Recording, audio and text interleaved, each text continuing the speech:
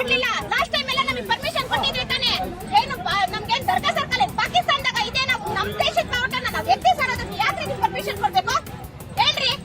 ನಾವು ಮನ್ಸು ಮಾಡಿದ್ರೆ ಹೋಗಿದ್ದು. ನೀವು ಯಾಕೆ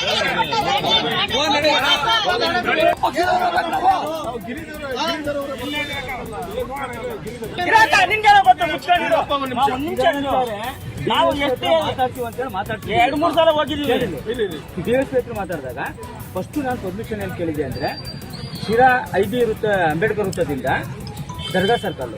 ದರ್ಗಾ ಸರ್ಕಲ್ ಇಂದ ಮೇಘಲಪೇಟೆ ಮದ್ಗಿರಿ ರೋಡ್ ಇಂದ ಪಾರ್ಕ್ ಸರ್ಕಲ್ ಇಂದ ಮೈನ್ ರೋಡ್ ಇಂದ ಸೀದಾ ಸ್ಟೇಷನ್ ರೋಡ್ ಇಂದ IB ಸರ್ಕಲ್ ಬರೋದು. ಇದನ್ನ ನಾನು ಡಿಎಸ್ಪಿ ಹತ್ರ ಹೋಗಿ ಕುತ್ಕೊಂಡು ಮಾತಾಡಿದ್ವಿ. ನಾಗರಾಜನ ಪೊಲೀಸರಿಗೆ ಇನ್ಫಾರ್ಮೇಶನ್ ಮಾಡಿದ್ವಿ. ಮಂಜೇಶ್ ಕೊಡ್ಲಿಕ್ಕೋಸ್ಕೊಂಡು ಅದೇ ಪರ್ಮಿಷನ್ ಇದು ಆಗಲ್ಲಪ್ಪ, ಇದು ಶಾರ್ಟ್ಔಟ್ ಮಾಡಬೇಕು ಅಂತ ಹೇಳಿದ್ರು. ಈಗ ನಾವು ಇಲ್ಲ ಯಾವುದೇ ಕಾರಣಕ್ಕೂ ನಾವು ಈ ಮುಂಚೆ ಎಲ್ಲ ನಾವು ಇದು ಮಾಡಿಕೊಟ್ಟಿಲ್ಲ. ಎಲ್ಲ ಸಲ ಮುಂಚೆ ಎಲ್ಲ ನಾವೆಲ್ಲ ಹೋಗಿದ್ವಿ, ಇವಾಗ ಕೊಡೋಕ್ಕಾಗಲ್ಲ.